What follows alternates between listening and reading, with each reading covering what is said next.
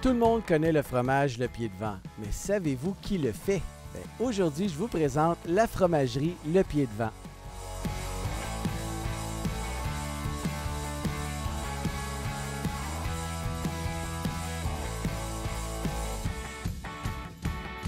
Dominique, c'est féerique chez toi. On est devant ton pâturage qui broute paisiblement, il dîne, c'est la belle vie. Écoute, explique-moi justement un petit peu là, la particularité du type de vache que vous avez choisi là, pour faire après ça la transformation. La race canadienne, c'est ce qu'on a choisi. Notre défi était de la trouver parce qu'elle était rare, était devenue rare.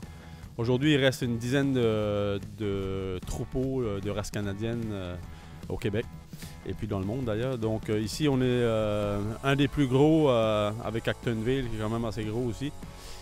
C'est une vache qui vaut la peine vraiment d'être sauvegardée par ses particularités, par son origine aussi.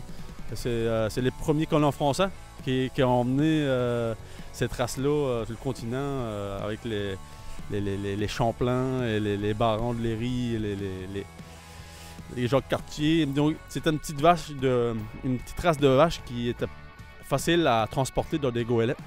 Donc ils avaient emmené quelques vaches, quelques veaux, et puis des cochons, des poules. À l'époque, il n'y avait pas de canis. Fait que, ils emmenaient des animaux, puis c'était leur nourriture, leur lait, puis rendu ici, ils se sont multipliés. Vous avez choisi la vache canadienne parce qu'elle a un lait qui est plus riche, donc qui est plus gras, ce qui est parfait pour le fromage. Oui, c'est une championne au niveau de la transformation. C'est là que ses avantages. Donne un peu moins de lait que la grosse Holstein, mais au niveau des particularités laitières, elle est exceptionnelle. Au même titre que les autres races colorées, comme la Jersey ou l'Ayrshire. Mais c'est ça, c'est une race qui est sur notre territoire depuis trop longtemps pour la tasser comme ça, là, pour la remplacer. Il faut la conserver pour justement là, que les gens se rendent compte des particularités qu'elle a, des avantages. Justement, cette vache-là, il n'en reste plus beaucoup au Québec. Si je ne me trompe pas, il y a peut-être une dizaine de troupeaux.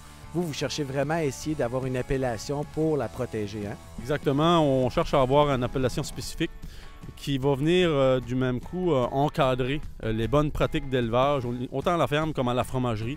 Et ça vient avec un cahier de charge. On est à cette étape-ci à fignoler le cahier de charge et puis à le faire certifier par Écossaire qui va venir nous encadrer là-dedans et nous valider.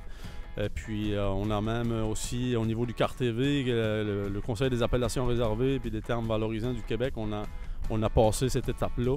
Donc on est dans les derniers détails là, de cet exercice-là. Puis on va voir apparaître prochainement un AS, qui est une appellation spécifique, qui est dans la gamme des appellations réservées, qui est une bonne marque là. Et puis on va être fiers de ça, au même titre que dans le fond, le vin de glace a eu son appellation que l'agneau de Charlevoix.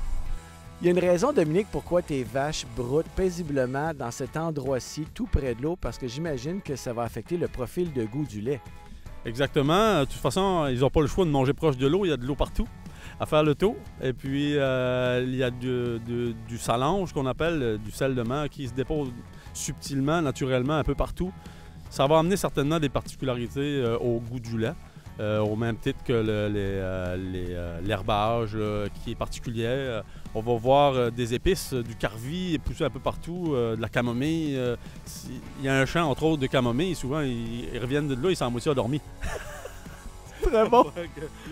Non, mais c'est toutes des multitudes de particularités. Notre foin aussi, qui est récolté très, très mûr, ne va pas amener nécessairement du rendement au niveau de la performance laitière, mais elle va amener des particularités. Donc c'est un ensemble de facteurs, là, en plus d'une race là, qui va amener un goût au lait spécial et du même coup, au bout du parcours, un fromage spécial. Parlant de fromage, tout le monde connaît votre Pied de Vent, vous êtes réputé pour ça, mais il y a une particularité dans votre entreprise parce que vous faisiez à l'époque de l'élevage bovin, vous vous êtes mis à faire de l'élevage laitier et là, tout d'un coup, vous avez fait la transformation de fromage. Comment qu'on devient un fromager là, du jour au lendemain? Ah, mais ça prend un déclic, là. Ça prend un déclic quelque part, certain. C'est ça, mon père avait rencontré un agronome là, qui avait vendu un peu l'idée Puis aussi, il avait l'expertise aussi pour monter un tel projet. Mais c'est sûr que ça a commencé avec mon grand-père qui avait ces territoires-ci, qui élevait du bœuf, que mon père et mon oncle ont acheté à un moment donné, qu'ils ont fait prospérer un peu l'entreprise de boucherie.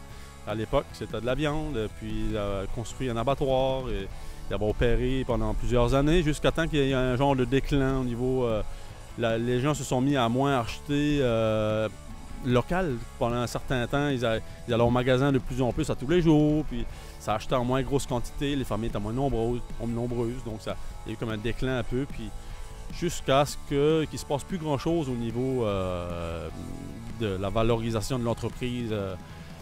Fait que là, finalement, c'est là qu'est arrivé l'agronome, puis là, le projet de fromagerie, puis là, mon père a rassemblé une équipe, là, un éventuel fromager, un éventuel du monde qui allait travailler à la ferme, mon cousin qui est avec moi à la ferme, il y a toute l'équipe aussi à la fromagerie, donc il a fallu rassembler une équipe qui est allée très rapidement se former le plus possible pour se lancer dans cette aventure-là. Fait que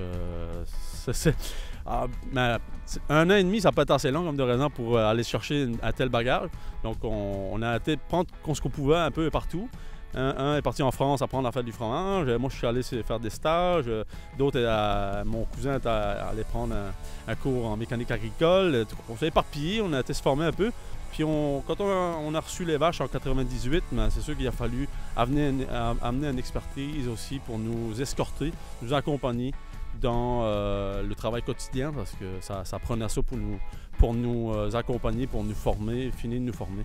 On continue à apprendre à tous les jours, on n'a pas fini, c'est tellement un métier où ce qu'on peut apprendre de partout.